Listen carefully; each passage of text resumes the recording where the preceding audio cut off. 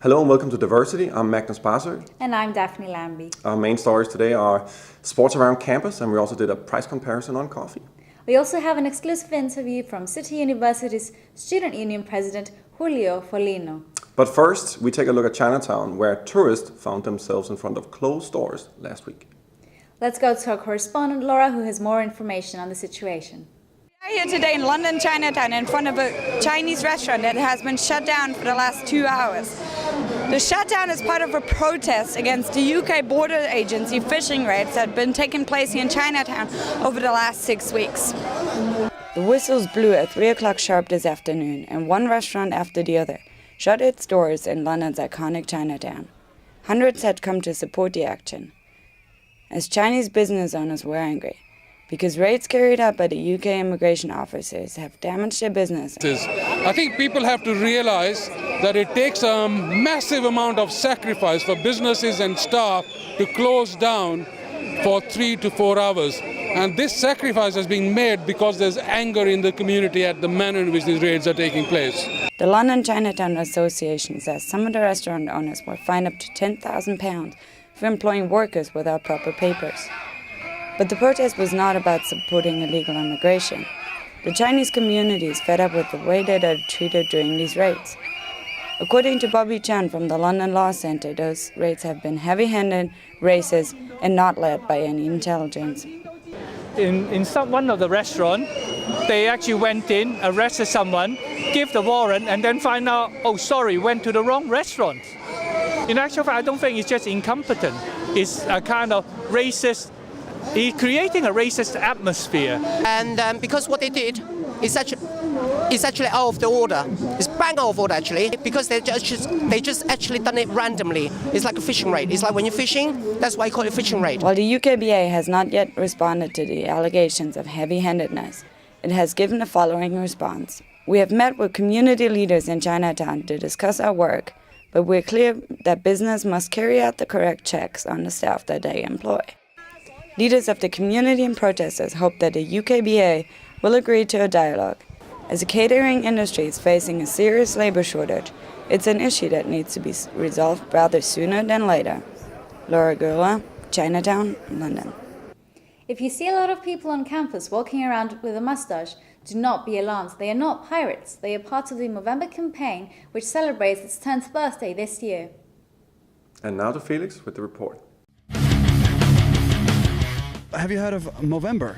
I have not. November? Something to do with November. It's some kind of cancer organisation, I think. Movember is a campaign for raising funds and awareness for men's health issues, especially prostate cancer, testicular cancer and men's mental health.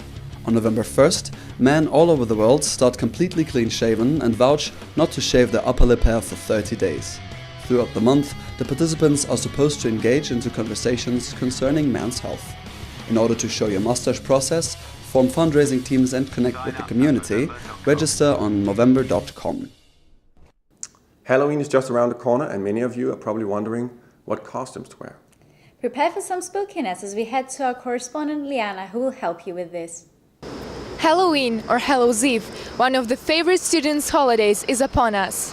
It is definitely a terribly busy time for the biggest costume shop in Camden, Escapade. Today, we will go in and find out what they prepared for their customers this year.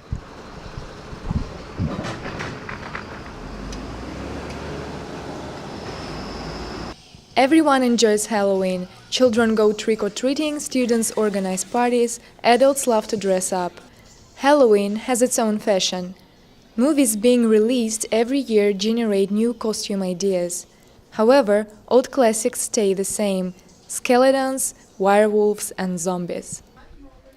I'd say zombies are pretty popular actually, yeah.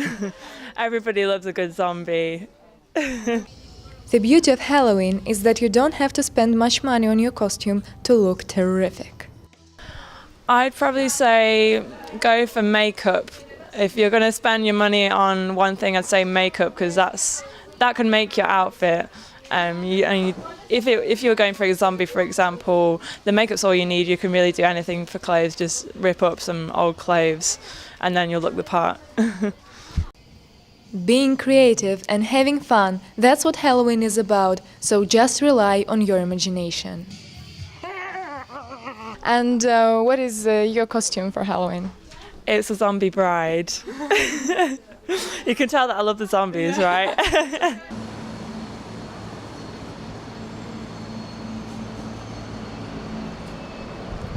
Happy Halloween! diverCity, City on Screen.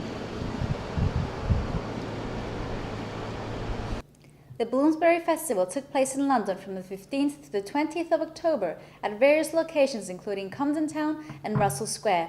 Let's go to our correspondents Gloria and Setabile. In 1863, the community in Bloomsbury began the festival, which at the time aimed at showcasing flowers grown by the working class in that area. The event has developed over the years, and it now features performances, exhibitions, and cultural events that attract over 50,000 people. This year, on its 150th anniversary, the festival explored the theme of vitality. Originally happening over a weekend, it now runs for 6 days.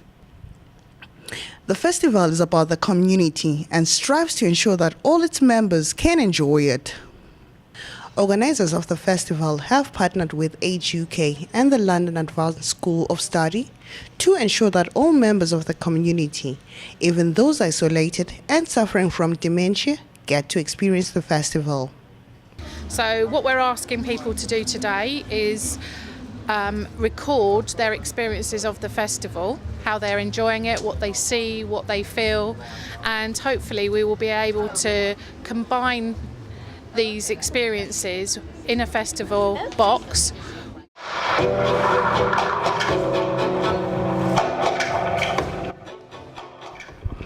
The public could attend a variety of activities that were brought to Russell Square for the festival, but regularly happen around the borough.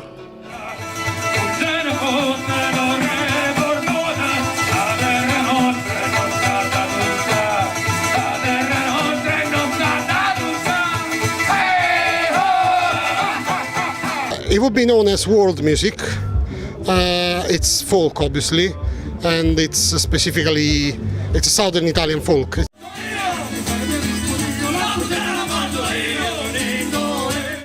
And now over to our sports team who will sum up the results on football and rugby. We're here with Olivia De Lima of the football team.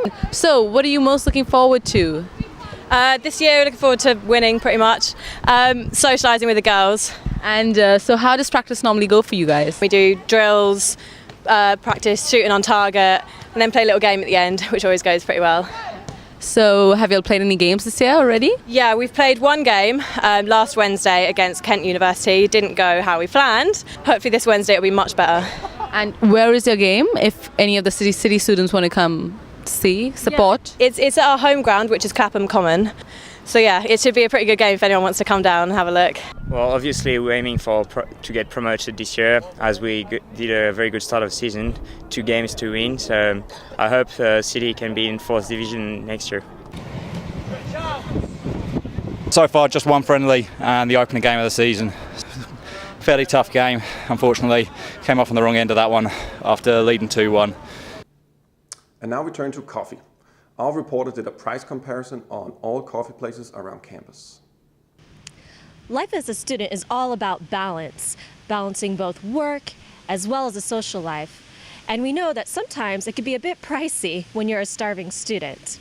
What we have gone and done for you is explored all the coffee shops and done a price comparison so that way you can have more pence in your pocket. After some serious research and coffee tasting, we found several coffee shops close by that fit the bill. Here are the cheapest contenders. On campus, we have Sadler's, Costa Coffee, and the Cafe on the Green. If you have time for a real caffeine break, there is Bagel Street Deli just down the road. Now here's the cost breakdown.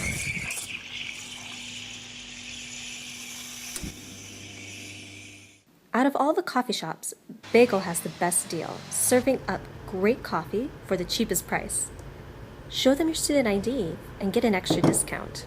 Happy caffeinating!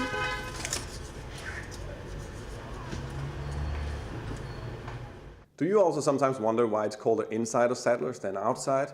Well, we wonder, and this is what we found out.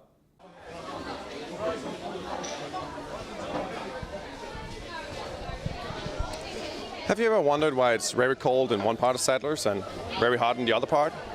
Well, this is what we found out. Behind the bar, it's very hot. So they set the temperature because it's very hot behind the bar. That makes it very cold in this side of Sadler's. But they're bartenders, they provide good service, so if you actually are freezing over here, you can just walk up and ask them to turn off the heat. Or you can just order a couple of whiskey shots.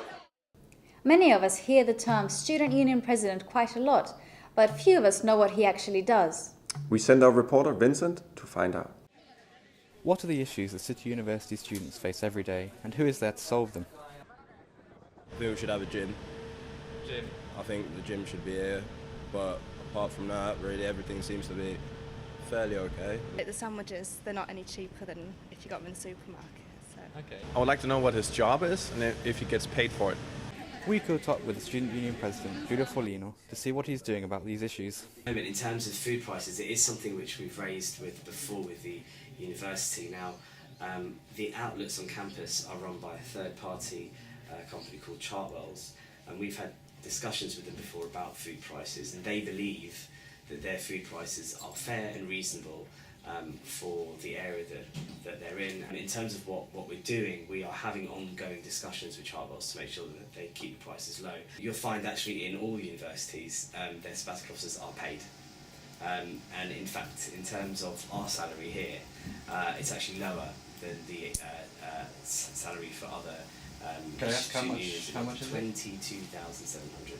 The block grant is essentially the amount of money that we get to run the Students' Union.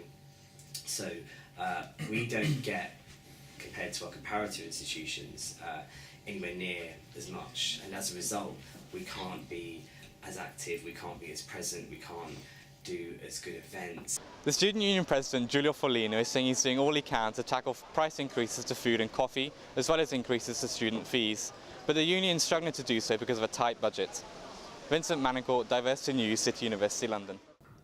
That was all for this week. Thank you very much for tuning in. We'll be back next week with more entertainment, sport and student stories for you guys.